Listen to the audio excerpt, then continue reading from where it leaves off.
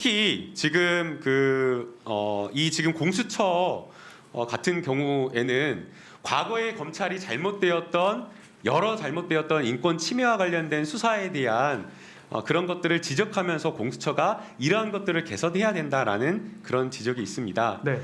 그래서 더욱더 저는 그런 점이 주목되고 있는데요. 수사하는 과정에서 여러 헌법 정신과 국민의 기본권을 지키는 수사, 그리고 헌법 원리가 보장되는 어떤 그런 공수처 수사가 될 것이라고 기대해도 될까요? 예. 적어도 제가 헌법재판소에 오래 몸담은 사람으로서 헌법 정신, 헌법적 통제 아래 공수처의 수사도 놓인다. 그리고 제 역할이 그것이다. 그렇게 생각하기 때문에 그 점을 말씀드립니다. 네, 질문 하나 좀 드리겠습니다.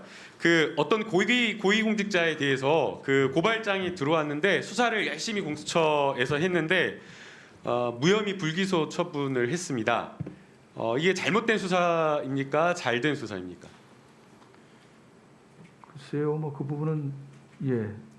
열심히 정말 증거에 따라서 제대로 수사를 하고 철저하게 수사를 하고 증거에 따라서 불기소 처분 판단을 했다라고 한다면 그건 올바른 수사입니다. 예, 올바른 수사이고 잘못된 수사라고 할 수가 없죠.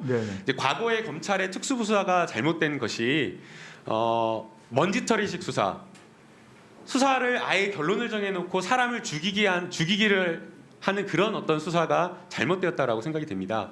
성과를 올리기 위해서 뭔가 결론을 내놓고 이게 A라는 어떤 첩보나 A라는 고발장을 받았는데 이 결론이 없으니까 다른 곳으로 별건으로 가가지고 하는 이런 수사 공수처에서는 없어야 된다라고 저는 생각이 되는데 후보자님께서는 어떤 생각을 가지고 계시는지 의견을 말씀해 주십시오. 주시는 말씀 명심하겠습니다. 그러니까 저희가 공수처가 나중에 이제 수사를 해서 제가 처장이 된다면요. 수사를 해서 기소를 할 수도 있고 불기소를 할 수도 있을 텐데요. 불기소를 했을 경우에도 국민들이 믿어주신다면 저는 그게 정말 올바른 거 아니겠나. 그걸 불신을 하고 하는 것은 이제 이미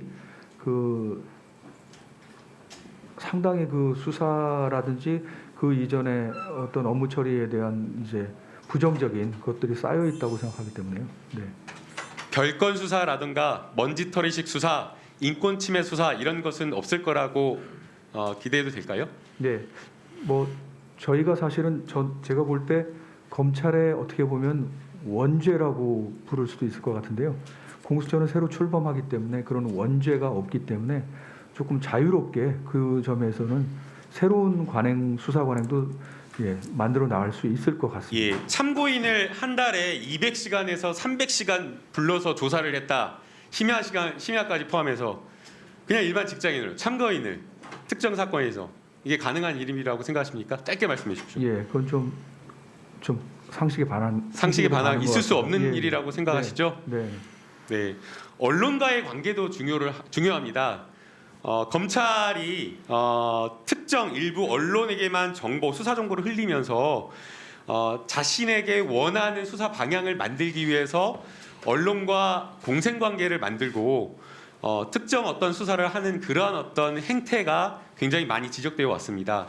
물론 국민들의 어떤 알 권리 충족이라든가 이런 것들도 중요하겠지만 그러한 어떤 잘못된 수사 관행을 바로 잡아야 되기 때문에 인권 보호를 위한 수사 공보 준칙 마련도 굉장히 중요하다고 생각이 됩니다. 네. 공수처의 언론과의 관계 이런 것들이 올바른 언론과의 관계가 굉장히 중요하다고 생각이 되는데요.